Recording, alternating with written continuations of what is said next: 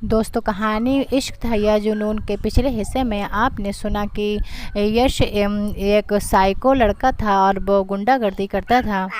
उसे पूजा नाम की एक मिडिल क्लास लड़की से इश्क हो जाता है जो बहुत ही ज़्यादा जुनूनी था और उसे शादी करने के लिए वो उसे अगवा भी कर लेता है। मगर पूजा बहुत ही ज़्यादा हिम्मत वाली लड़की थी। देखिए कहानी में आगे अब क्या होता है। कहा कि तुम वेडिंग ड्रेस पहन लो, एक ब्यूटिशियन आकर तुम्हें तैयार करेगी। कमरे के बीचों बीच एक बहुत ही ज़्यादा खूबसूरत सा लहंगा एक बेजुबान पुतले को पहनाया हुआ था। मुझे अपना वजूद भी उस पुतले के जैसा ही लग रहा था, जिसे उसकी मर्जी और ख्वाहिश के मुताबिक वो लहंगा नहीं पहनना था बल्कि ज़बरदस्ती पहनाना था। मैं मरना तो पसंद करूंगी मगर उसकी दुल्हन कभी नहीं बनूंगी। मैंने चुपचाप लहंगा पहन लिया। अब मैं उसके कमरे में आने का इंतजार कर रही थी ताकि मैं उसे बता सकूं कि उसकी अपनी ज़िंदगी की कितनी बड़ी गलती की मैं अब मेरे साथ गलत करके मेरी आंखों में सुर्खी और जुनून एक साथ उतर आए थे। थोड़ी देर बाद कमरे का दरवाज़ा खुला और वो चलता हुआ कमरे में आया। उसके पीछे एक ब्यूटिशियन भी थी। उसने वहीं दरवाजे पर रोक दिया और उसकी नज़रें सिर्फ मुझ पर थीं। वो किसी खोई खोई सी कैफियत में मेरे बिल्कुल पास आ गया। कहने लगा, आखिर तुमने खुद को मेरे हवाले करने का फैसला कर ही लिया है। मैं तुमसे वादा करता हूँ कि तुम्हें इस फैसले पर कभी पछताना नहीं पड़ेगा। मेरा तरीका गलत हो सकता है मगर मैं तुम्हें इस दुनिया की सारी खुशियाँ दूंगा कि तुम्हारे गम खत्म हो जाएंगे। हम दोनों एक ही दूसरे की आंखों में देख रहे थे, वो मोहब्बत से और मैं नफरत से। मैंने कहा, तुम्हारी मोहब्बत को कबूल करने से बेहतर है कि मैं खुद की जान दे दूं। ये कहते ही मैंने अपने बुलाव से गन निकाली और अपने सिर पर रख ली। वो पिस्तौल जो मैंने रास्ते में आहिस्ता से उसकी जेब से निकाल ली थी, वो एकदम से हैरान परेशान सा मुझे देखने लगा, जैसे उसे उम्मीद नहीं थी कि मैं भीकर गुजरूंगी। मगर मेरे पास कोई रास्ता नहीं छोड़ा था। कहने लगा, पूजा ये क्या बेवकूफ़ी मत करना, तुम पछताओगी। मैंने कहा, जिंदा रहूंगी तो पछताऊंगी ना, क्योंकि तुम्हारे साथ ज़िंदगी गुजारने से बेहतर है कि मैं मौत को खुशी खुशी गले लगा लूँ। ये कहते ही मैंने ट्रैगर दबा दिया और गोली चलाने की आवाज़ से दरख्तों पर बैठे परिंदे एकदम से फड़फड़ा कर उठ गए, क्योंकि उन्होंने एक ऐसा मंजर देख लिया था जो बहुत ही खौफनाक था। गोली की आवाज़ ने पूरे महल को हिला दिया था। बाहर खड़े पहरेदार, नौकर, यहाँ तक कि नीचे हॉल में बैठे उस गुंडे के चेले भी एकदम से चौंक गए थे। कमरे में एक पल को तो सन्नाटा सा छा गया। वो वहीं खड़ा रह गया। उसकी आंखें चौड़ी हो गईं, जैसे उसकी रूह तक कांप गई हो। पर पूजा, उसके मुंह से बहुत मुश्किल से शब्द निकले थे। वो हड़बड़ाते हुए मेरी तरफ दौड़ा।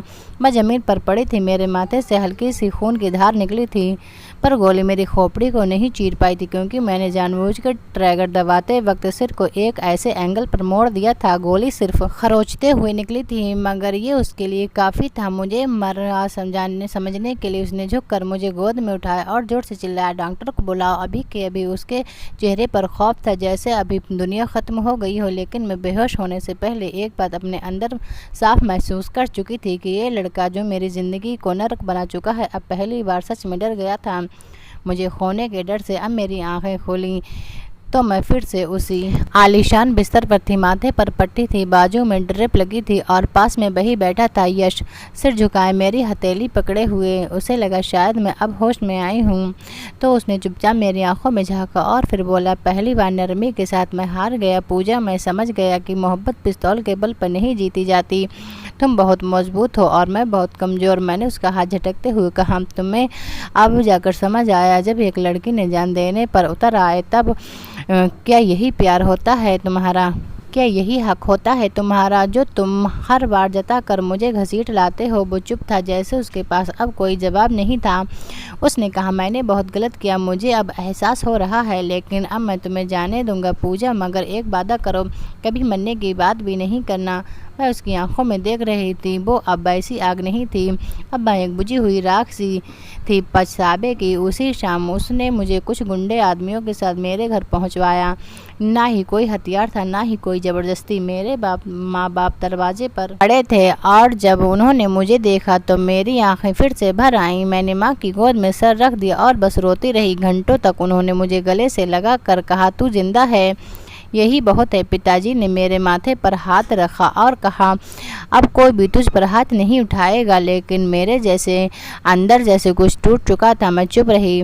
जैसे मेरी आत्मा बोलना ही नहीं चाहती थी। यश के ये जुल्म मेरे जिस्म से निकल चुके थे मगर मेरी रूह की गहराइयों चुके थे। अगले दिन सुबह दरवाजे पर दस्तक हुई। पुलिस की गाड़ी खड़ी थी, लेकिन इस बार वही पुलिस इंस्पेक्टर था जो पहले यश को सर कह रहा था, अब सर झुकाए खड़ा था। बोला, हमें यश को गिरफ्तार करना है। उसकी शिकायत एक लड़की ने हाई कोर्ट में कर दी है। मैं दिल्ली से वार्ड मिला है। मैंने चौंक कर देखा। मैंने तो इंस्पेक्टर बोला किसी और ने की है, शायद उसका कोई पुराना दुश्मन हो, मगर इस बार कानून उसे बचा नहीं पाएगा। मैं हैरान रह गई, मगर मेरे दिल में किसी कोने में एक सुकून था। मैंने सोचा शायद ऊपर वाला न्याय कर रहा है, देर से ही सही मगर कर रहा है। अगले दिन टीवी पर न्यूज चल रही थी, पावरफुल अंडरवर्ल्ड डॉन यश मेहरा गिरफ्तार। लड़की की अपहरण, अवैध असले और धमकी के केस में दर्ज। मीडिया चैनल पर वही चेहरा दिखाया जा रहा था जो मुझे जानवरों की तरह खींचता था।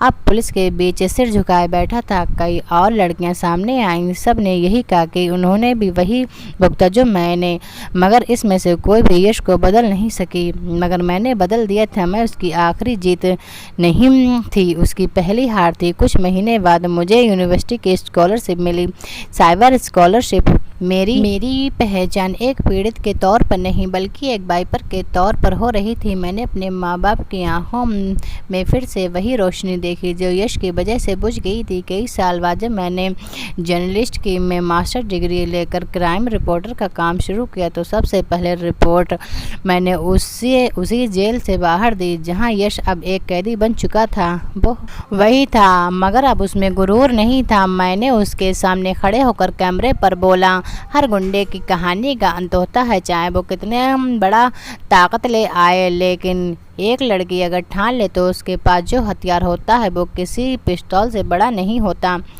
और वो है उसकी हिम्मत।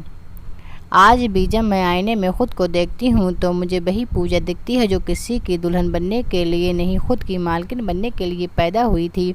दोस्तों, आपको ये कहानी कैसी लगी कमेंट करके ज़रूर बताएं। कहानी पसंद आई हो तो लाइक और चैनल को सब्सक्राइब करें।